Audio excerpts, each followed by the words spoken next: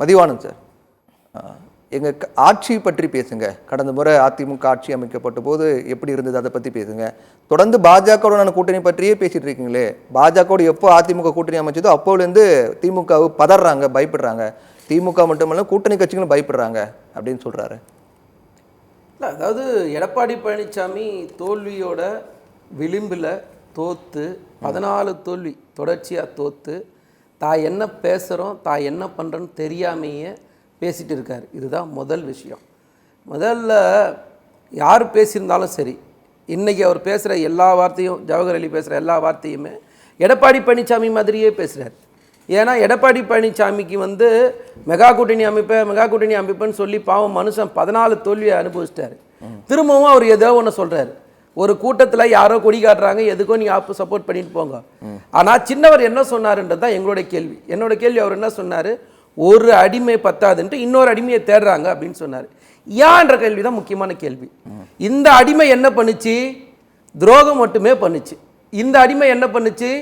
கட்சிக்கு துரோகம் பண்ணிட்டு, தன்னை உருவாக்கினவங்களுக்கு துரோகம் பண்ணிட்டு, ஓட்டு போட்ட தமிழ்நாட்டு மக்களுக்கு துரோகம் பண்ணிட்டு, சிறுபான்மை மக்களுக்கு துரோகம் பண்ணிட்டு, மொத்தத்தோட துரோகத்துடைய மொத்த உருவமாக எடப்பாடி பழனிசாமி தான் இருக்கார். அந்த துரோகம் என்னன்னா, அம்மையார் இருக்க வரைக்கும் உதயமின் திட்டம் வரல, அம்மையார் இருக்க வரைக்கும் உணவு பாதுகாப்பு மசோதா வரல, சிஏஏ, என்ஆர்சி, என்பிஆர் சட்டங்கள் வரல, முத்தலாக் சட்டங்கள் வரல, வேளாண் சட்டம் வரல, அக்னிபாத் திட்டம் வரல, ஆர்டிகல் 370 திரும்ப பெறல, டெல்லி மாநிலத்தின் இருந்த உரிமையை பறிக்கல. இதே மாதிரி தொடர்ச்சியா தமிழ்நாட்டுக்கான உரிமையும் எல்லா இடத்துலையும் விட்டு கொடுத்தவர் தான் தொடர்ந்து எடப்பாடி பழனிசாமி சொல்லும் போது அவர் சொல்றாரு, 1999 2001 பாஜக திமுக கூட்டணி அமைச்சாங்க. அப்பெல்லாம் அது நல்ல கட்சியா, இப்போ மட்டும் மதவாத கட்சின்றாங்களே, சந்தர்ப்பவாத பேச்சு பேசிட்டு இருக்காங்க திமுக அப்படிங்கிற. அதாவது திண்ணையில் படுத்துனவனுக்கு திடுக்குன்னு கல்யாணம் வந்துட்டா இந்த மாதிரி தான் பேசுவாப்புல.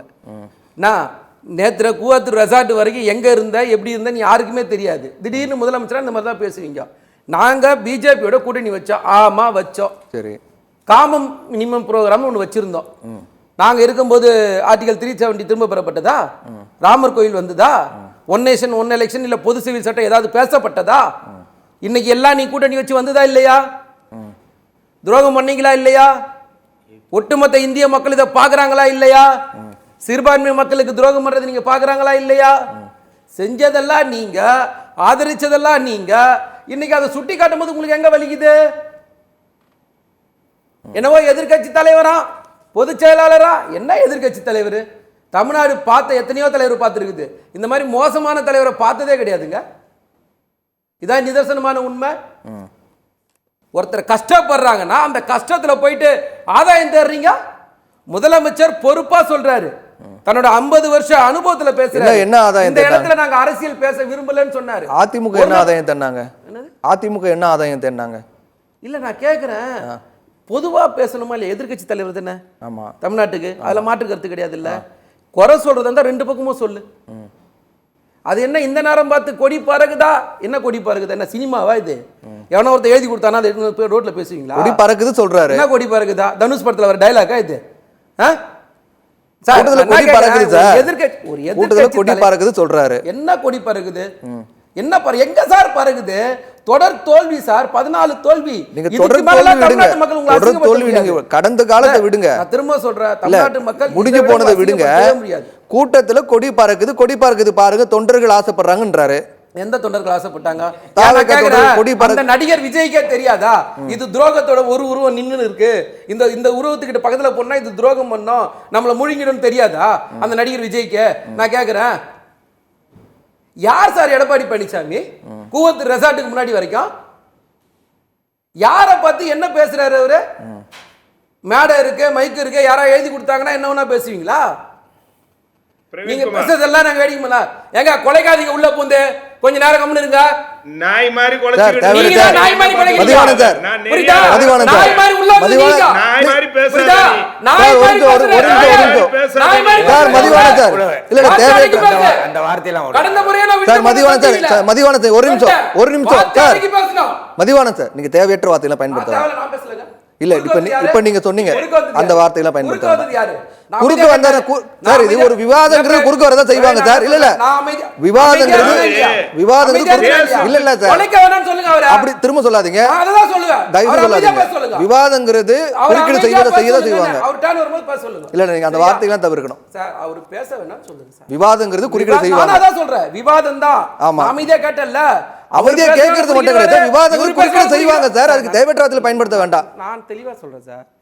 நான் தெரிஞ்சுதான் பேசுறேன், நான் தெரியாமலாம் பேசல. சரியா? நமக்கு என்ன கொடுக்குறோமோ அது திரும்ப வரும். வாங்கறதுக்கு தயாரா நிக்கணும். விவாதத்துக்கு வந்திருக்குமா விவாதம் பேசணும், தலைப்புனவா தலைப்பு பேசணும். தலைப்பு விட்டு அவுட் ஆஃப் சிலபஸ் போனீங்கன்னா நாங்களும் அவுட் ஆஃப் சிலபஸ் தான் போய் பேசுவோம். கேள்வி என்ன, தலைப்பு என்ன? 2 பேர் கூட்டணி வச்சிருக்கீங்க, 2 பேர் கூட்டணி வச்சு தமிழ்நாட்டுக்கு என்ன நல்லது செஞ்சீங்கன்னு கேள்வி. நல்லது செஞ்சா நல்லது செஞ்சேன்னு சொல்லுங்க பாப்போன்ற. நான் நீங்க செஞ்ச துரோகத்தை பட்டியலிடுறோம் நாங்க. இந்த நிமிஷம் வரைக்கும் துரோகம் பண்றீங்க. இந்த நிமிஷம் வரைக்கும் பேச துப்பு இல்லை உங்களுக்கு. நிதி பத்தி பேச தயாரில்ல, மொழி பத்தி பேச தயாரில்ல, உரிமை பத்தி பேச தயாரில்ல. எதை பத்தி இந்த மாநிலத்துடைய எதிர்க்கட்சி தலைவர் பேச மாட்டாரு. ஆனா இவரை பார்த்து நாங்க பயப்படுறோம்னா எப்படிங்க பயப்படுவாங்க? எந்த அடிப்படையில் பயப்படுவோம்? இல்ல அது இப்ப நீங்க சொல்றீங்க மக்கள் கொடுத்துறாங்களா இல்லையா? நீங்க தான் சொல்றீங்க சார், பாஜக அதிமுக வந்து பொருந்தாத கூட்டணி, அதிமுக பாஜக பொருந்தாத கூட்டணி, அது மக்கள்கிட்ட தோற்று போன கூட்டணின்னு சொல்றீங்க. அது திமுகவுக்கு நல்லது தானே. நீங்க தொடர்ந்து அதை பேசிட்டே இருக்கின்ற அர்த்தம் அவசியம் என்ன? தொடர்ந்து எதுக்கு ஒவ்வொரு இடத்துலயும் அதாவது திமுக சேர்ந்த தலைவர்கள் எந்த ஒரு கூட்டத்திலேயாவது அதிமுக பாஜக கூட்டணி பற்றி பேசாம இருக்கீங்களா? நான் என்ன கேக்குறேன்னா, மேடை போட்டு தினமும் பேசுறது யாரு? எடப்பாடி பழனிசாமி. என்ன பேசுறாரு? தினமும் பதில் சொல்லணுமா இல்லையா? இங்க போனா ஒரு குற்றச்சாட்டு, அங்க போனா ஒரு குற்றச்சாட்டு. அவர் தற்போதைய அரசு மீது குற்றச்சாட்டு முன்வைக்கிற இந்த குற்றச்சாட்டு நீங்க தொடர்ந்து கூட்டணி பத்தி மட்டும் பேசுறீங்களா? அவர் எப்பவுமே கூட்டணி பத்தி மட்டும் பேசுறீங்களாங்கிறாரு. அதாவது கூட்டணினா என்ன? கூட்டணினா நீங்க 2 பேரும் சேர்ந்து தமிழ்நாட்டு மக்களுக்கும் இந்திய மக்களுக்கும் சிறுபான்மை மக்களுக்கும் நீங்க செஞ்ச துரோகத்தை நாங்க குறிப்பிட்டு தான் சொல்றோம்ன்ற. எங்கேயும் நான் குறிப்பிட்டு பேசாம இல்லையா? என்ன செஞ்சீங்கன்னு கேள்வி. இதுதானே கேள்வி சார். இப்ப வரைக்கும் மாநில உரிமையை பத்தி பேசுறதுக்கு எடப்பாடி பழனிசாமி தயாரா இருக்காரா?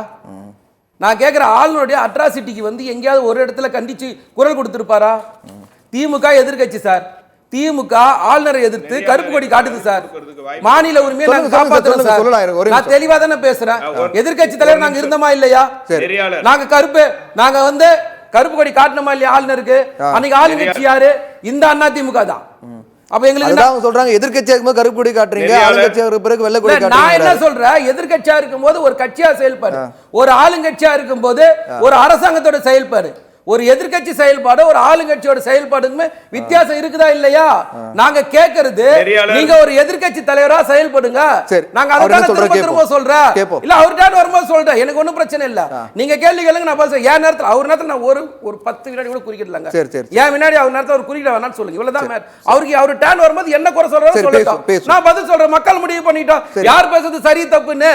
எங்களை பொறுத்த வரைக்கும் நாங்க சொல்ற குற்றச்சாட்டு ஆதாரத்தோட சொல்றோம்.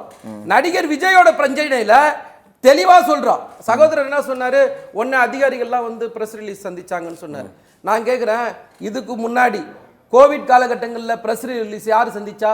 அதிகாரிகளா யாரு? சரி, கும்பமேள காலகட்டங்கள்ல, இல்ல பண மதிப்பிழப்பு அப்போ, இல்ல பெகல்காம் அட்டாக் அப்போ, எல்லா நேரங்கள்லயும் அதிகாரிகள் வந்து தான் பத்திரிகையாளர் சந்திப்பு நடத்துறாங்க.